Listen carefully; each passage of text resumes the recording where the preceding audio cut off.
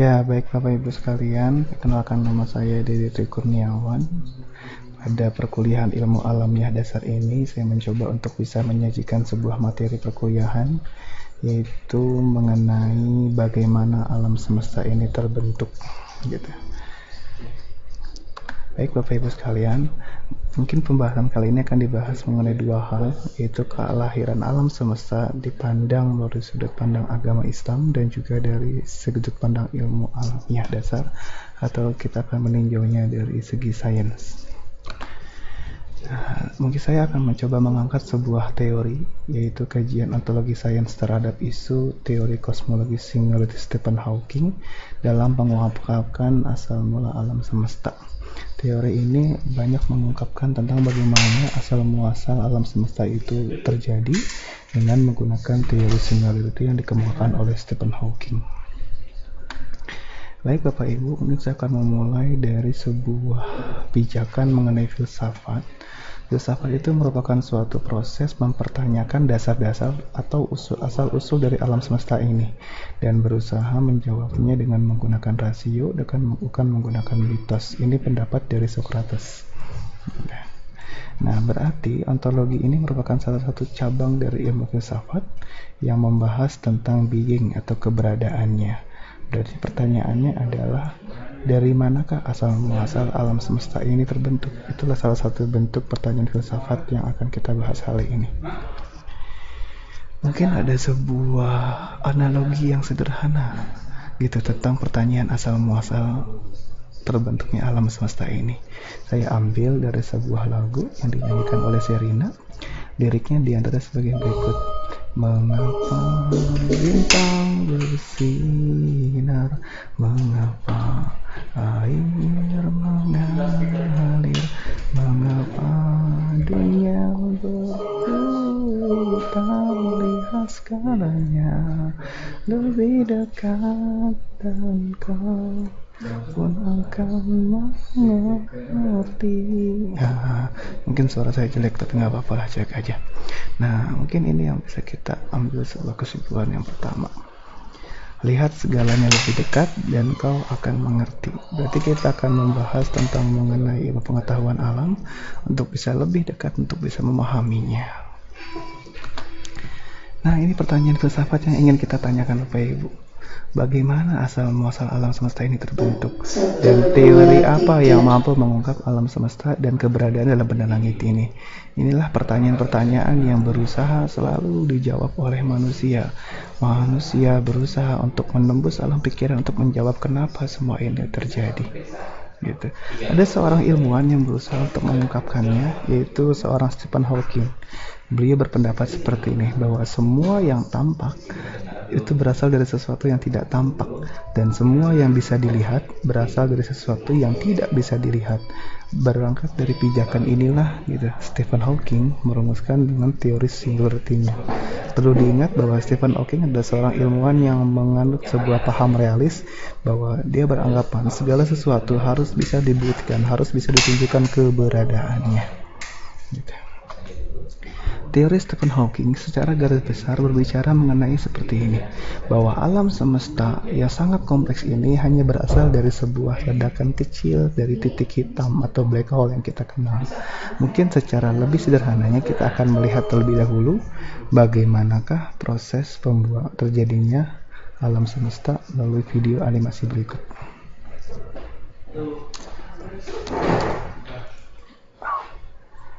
Oke, masih ada masalah untuk input audionya? Masih belum? Sudah masuk ke itu gitu.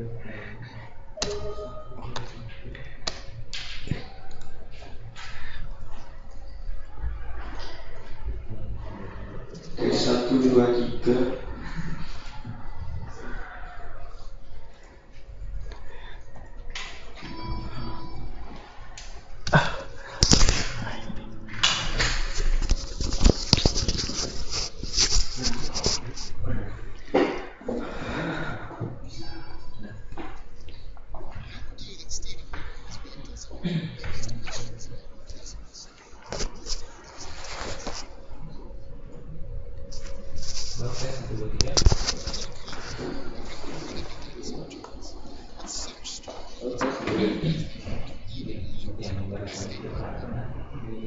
Ini ada dua ya. Kalau ini bawaan dari komputer ya.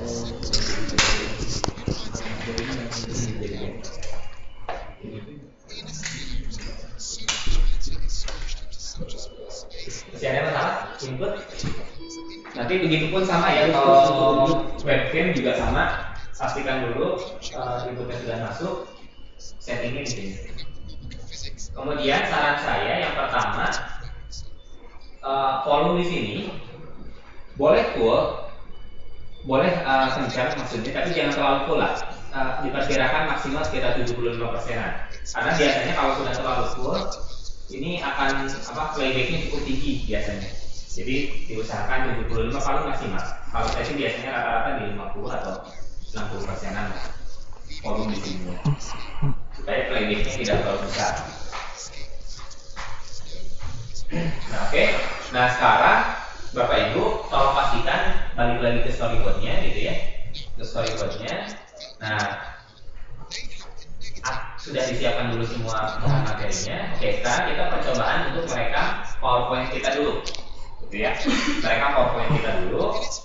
Cara untuk merekam PowerPoint kita, caranya adalah berarti kalau PowerPoint kita kan biasanya full screen ya.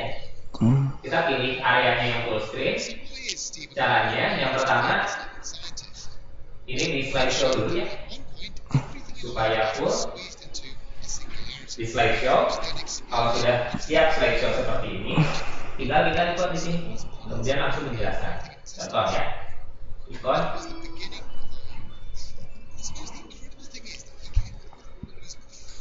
Halo, selamat datang di konten pembelajaran perancangan konten SAP dan storyboard bersama saya, Asep Sutian Saudi. Jadi ini seperti biasa kita mempresentasikan saja. Materi pertama tentang rancangan konten. Pembuatan rancangan konten adalah perencanaan awal dalam pengembangan konten e-learning. Rancangan konten dibuat berdasarkan. Ya baik Bapak Ibu, mungkin secara sederhana dari video analisa tadi kita mulai tergambar bagaimanakah Stephen Hawking merumuskan bahwa alam semesta ini bisa dijelaskan dengan teori singularitasnya. Nah, mungkin saya ada sebuah komik biografi yang menjelaskan bagaimana tentang pengembangan dari teori simularitas tersebut. Singkat cerita, Stephen Hawking sedang mengambil perkuliahan untuk program S3-nya dan dibimbing oleh Profesor Fred Hoyle. Karena beliau terlalu sibuk sehingga beliau diberikan pada Profesor Denis Sciema. Gitu. Disinilah mulai Stephen Hawking menggunakan teori singularitasnya. Pada suatu waktu, bahwa Stephen Hawking ini bertemu dengan Roger Penrose, seorang ahli matematika yang sama-sama memiliki keakraban dalam pembicaraan untuk merumuskan bagaimana alam semesta ini terbentuk. Inilah Roger Penrose itu dalam kondisi yang nyatanya. Dia bukan seorang fisikawan, tapi dia seorang matematik. Kemudian, mereka berdua berdiskusi bersama untuk merumuskan bagaimanakah teori alam semesta itu dengan menggunakan teori singularitasnya. Sedang berdiskusi sangat asik ini akhirnya didukung juga dalam teori oleh Profesor Denis Kalau ada Sciema. kesalahan kecil, jadi kadang-kadang ketika mereka itu kan suka ada kita salah Dan akhirnya Profesor flip ini tone yang gitu ya. mendukung Ada salah pengembangan bicara gitu ya. dari Kalau kesalahannya tidak terlalu mendasar, itu lanjutkan saja rekam. Maka dari itu, Lanjutkan kedua saja rekam yang sampai ingin akhir gitu ya. menuliskan sebuah Nanti buku tentang ketika ada teori kesalahan-kesalahan, singularitas. itu tinggal di Stephen editingnya dan nanti. Roger Tinggal Penrose kita apakah meriset secara diikat mendalam atau tahun diganti gitu ya. 68 Jadi untuk kalau ada membuktikan kesalahan-kesalahan tentang kecil, teori tapi kalau singularitas kesalahannya tadi. fundamental gitu ya, Stephen percaya bahwa alam mendasar, semesta ini timbul secara tidak timbul secara alami. Ya, tapi tidak karena adanya suatu kejadian sehingga akan dibuat peristiwa alam. Stephen yakin bahwa alam semesta ini diciptakan dengan singularitasnya tersebut. Jadi singular teorema ini merupakan ada sebuah black hole yang memiliki kekuatan gravitas sangat besar, kemudian akhirnya meledak. Tentu teori ini akan mengagetkan dunia para ilmuwan. Pada waktu tersebut, ilmuwan tersebut banyak yang tidak percaya dengan hasil teorinya gitu. Maka dari ini sehingga banyak ilmuwan yang percaya atau tidak percayanya. Banyak sekali komentar. Tidak sepatutnya kita mendengar pendapat orang lain. Hal yang dikatakan orang kita berada di sini adalah pendapat-pendapat yang diperlakukan terhadapnya. Tapi ada juga yang berpendapat untuk positif dengan baik. Dia bisa menghasilkan pemikiran seperti ini sambil melawan penyakitnya. Benar-benar orang luar biasa. Akhirnya Stephen Hawking ini menjadi orang yang terkenal berkat teori tersebut dan reputasinya itu meningkat. Stephen Hawking akhirnya melanjutkan penelitiannya dari teori semata itu bahwa ada kenyataannya black hole itu menguap, dan beliau menjelaskan itu terhadap Profesor Dennis Sciama untuk menguatkan bahwa adanya semacam penguapan yang terjadi pada black hole. Ini adalah data-data yang diberikan bahwa pembuktian bahwa yang terjadi black hole ini terjadi penyusutan. Dan ini mengejutkan Profesor Dennis Sciama dan mendapatkan pujian dari profesor tersebut. Akhirnya Stephen Hawking mendapatkan kesempatan untuk bisa memberikan pidato ilmiahnya pada Oxford University tahun 1774, walaupun beliau mengalami sebuah keterbatasan. Dan Stephen Hawking berpresentasi hanya menggunakan layar dengan komputer di atas kursi rodanya karena penyakitnya sudah mulai menjadi parah. Pada saat pemaparan teori tersebut, benar saja banyak ilmuwan yang menentangnya. Banyak ilmuwan yang tidak setuju dengan teori singularitasnya, bahwa mengatakan bahwa material black hole itu tidak mungkin, black hole juga tidak akan bisa mengalami penyusutan dan sebagainya. Namun seiring dengan perdebatan yang ada, tulisannya pun akhirnya masuk ke dalam jurnal Nature. Nature adalah jurnal paling terkenal untuk pengetahuan alam yang seleksinya, reputasinya adalah internasional. Dan akhirnya tulisan-tulisan tentang teori singularitas tersebut sudah mulai mendunia dan dikenal secara luas oleh masyarakat ilmuwan yang ada di dunia. Dan akhirnya keberhasilan Stephen Hawking inilah gitu ya, yang bisa membuat dia menerima pujian yang luar biasa. Tahun 74, dengan usia yang masih muda 32 tahun, Stephen Hawking ini menjadi anggota Royal Society di Inggris. Ini adalah sebuah kumpulan ilmuwan-ilmuwan besar yang ada di Inggris sana. Salah satu anggotanya adalah Sir Isaac Newton dan Albert Einstein. Tapi ternyata setelah 30 tahun gitu, pada tahun 2004 seorang Stephen Hawking merevisi teorinya, bahwa dia menyatakan bahwa ada sebuah kesalahan yang bahwa material yang tadinya masuk ke dalam black hole ternyata dia tidak bisa keluar, tapi ternyata dia revisi bahwa ternyata itu bisa keluar kembali. Di sini ada pelajaran yang bisa kita ambil bahwa ternyata dibutuhkan keberanian luar biasa untuk mengakui sebuah kesalahan sendiri. Baik Bapak Ibu sekalian, mungkin dari sebuah kisah yang bisa saya angkat mengenai tentang Stephen Hawking, ini merupakan kisah yang berkaitan juga dengan filsafat. Ciri-ciri pemikiran Hawking ini diantaranya adalah sebagai berikut. Yang pertama, pemikiran Hawking itu radikal hingga ke hakikat, hakikat penciptaan alam semesta dan sebagainya. Penjelasannya bersifat universal, kemudian ada sebuah konseptual yang mengikat, kemudian koheren sesuai dengan kaidah logis, tidak ada sebuah kontradiksi yang cukup jelas, kemudian mendasar, banyak sebuah argumen yang meragukan dan tidak ada satu hal yang sifatnya magic, semuanya bisa dibuktikan secara ilmiah.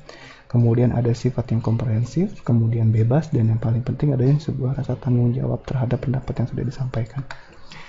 Pertanyaannya adalah pada saat kita membahas ontologis, adakah black hole itu?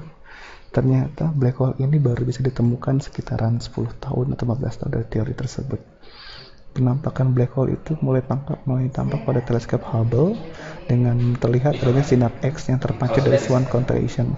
Jadi disinilah yang menunjukkan bahwa black hole itu ternyata teori Stephen Hawking ini adalah memprediksikan sebuah fakta empiris beberapa puluh tahun kemudian. Saat Hawking membicarakan tentang black hole, belum ada alat satupun yang bisa membuktikannya, tapi dia sudah bisa memprediksikan melalui pemikirannya. Ada sebuah tinjauan keagamaan yang perlu kita tinjau, bahwa semacam peninjauan bagaimana alam semesta ini terbentuk. Mungkin saya ambil dari daerah saya, dari daerah Cirebon, ada semacam petatah petitih Sunan Gunung Jati.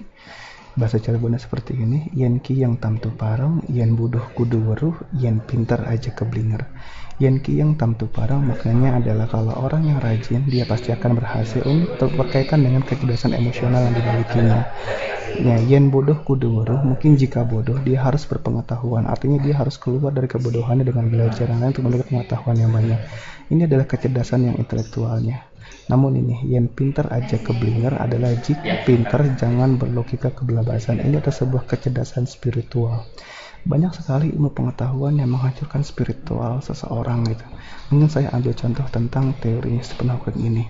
Di Indonesia, bahwa sains dan agama itu terhubung dan tidak bisa dipisahkan. Saya ambil pendapat dari Ibu Al-Wasilah tahun 2009, bahwa masyarakat Indonesia itu bersifatnya religius, sehingga bagi aspek keperluan tidak dapat dipisahkan dengan religius. Artinya, yang bersifat religius itu biasanya sangat berkaitan erat dengan sistem kepercayaan. Berarti di sini saya mencoba mengkaitkan antara nilai sains, nilai budaya, dan juga nilai agama terhadap suatu bentuk penciptaan alam semesta. Apa hikmah yang bisa kita ambil? Sebuah keangkuhan nalar dari manusia. Stephen Hawking berpendapat bahwa jika kita menemukan sebuah teori yang lengkap dalam mengungkap sebuah alam semesta, maka itulah kemenangan nalar manusia. Jika kita bisa menjelaskan bagaimana alam semesta ini terbentuk tanpa penjelasan kuasanya, kebesarannya, maka disitulah kemenangan nalar manusia akan muncul. Beliau mengungkapkan ini pada sebuah buku A Brief History of Time tahun 1988. Tentu sebuah pernyataan yang sangat angkuh dari seorang manusia yang memiliki keterbatasan pemikiran. Hawking seorang yang tidak sehat secara religius karena dia berpendapat seperti ini, bahwa alam semesta diatur oleh hukum ilmu pengetahuan dan hukum tersebut mungkin dibuat oleh Tuhan, tapi Tuhan tidak mungkin melakukan intervensi untuk melanggar hukum. Suatu statement yang aneh dari seorang manusia gitu. Baik Bapak Ibu, ternyata ilmu tanpa agama pun akan buta, dan agama tanpa ilmu itu akan lumpuh. Ini diungkapkan oleh Einstein, seorang ilmuwan yang berkeyakinan Yahudi. Ada sebuah riset dari Amerika Serikat, dari The Daily Mail, bahwa ternyata penganut ateis itu meningkat dalam 5 tahun terakhir. Dari Juni sampai Juli 2012, dari 3.000 responden didapatkan hasil sebagai berikut. Yang menjadi ateis untuk yang bergelar sarjana sekitar 60%, master 19,4%, dan kelompok anti Tuhan ini mayoritas adalah laki-laki 73%, perempuannya 25%, dengan rentang usia produktif yang cukup besar 35,7%, dan 15-20% adalah 34%. Apa maknanya antara ilmu, pengetahuan, dengan agama? Yang pertama, ada sebuah pandangan yang ingin saya sampaikan, bahwa ternyata semua kekacauan ilmu itu disebabkan karena terlalu mendewakan kekuatan berpikir dan melupakan alam yang sebenarnya dapat memberikan sebuah pengetahuan yang benar. Bila manusia terlalu mendewakan akal pikirnya, maka di saat itulah semua kekacauan ilmu akan terjadi. Maka pada saat kita mempelajari filosofi atau yang berasal dari bahasa Yunani artinya cinta kebijakan, maka apa hikmah yang bisa kita ambil dari apa yang kita bahas, yang kita kaji kali ini? Yang pertama, dalam Al-Quran sudah dijelaskan bahwa dalam surat Al-Anbiya ayat 30, bahwa dan orang-orang kafir pun tidak mengetahui bahwa bumi dan langit itu keduanya dahulu dalam satu yang padu. Sesuai dengan teori Stephen Hawking, beranggapan dari satu partikel yang kecil. Kemudian kami pisahkan antara keduanya, dari air kami jadikan segala sesuatu yang hidup. Mengapa mereka tidak beriman juga? Justru dari sinilah kita bisa melihat adanya tanda-tanda kebesaran yang dimilikinya, karena semuanya sudah diungkap dalam ayat suci Al-Quran. Yang pertama, seharusnya belajar tentang alam, kita belajar tentang sebuah kebenaran, belajar tentang fakta, konsep, kemudian juga tentang hukum, hasil observasi. Disinilah kita belajar tentang kebenaran yang sebenarnya dari alam. Dari alam pun kita belajar tentang sebuah keteraturan, adanya sebuah skema, pola, kemudian pasangan, semuanya ada yang menjaga sebuah keteraturan. Seharusnya kita paham, alam ini teratur, pasti ada yang menjaga, ada kekuatan yang bisa membuatnya dia teratur. Seharusnya belajar alam, kita dapat mempertebal iman. Dari sinilah kita bisa menemukan siapa pencipta yang sesungguhnya, siapa penguasa ilmu sesungguhnya. Terima kasih Bapak Ibu sekalian, mungkin hanya itu yang bisa saya sampaikan. Wabillahi taufiq wal hidayah. Assalamualaikum warahmatullahi wabarakatuh.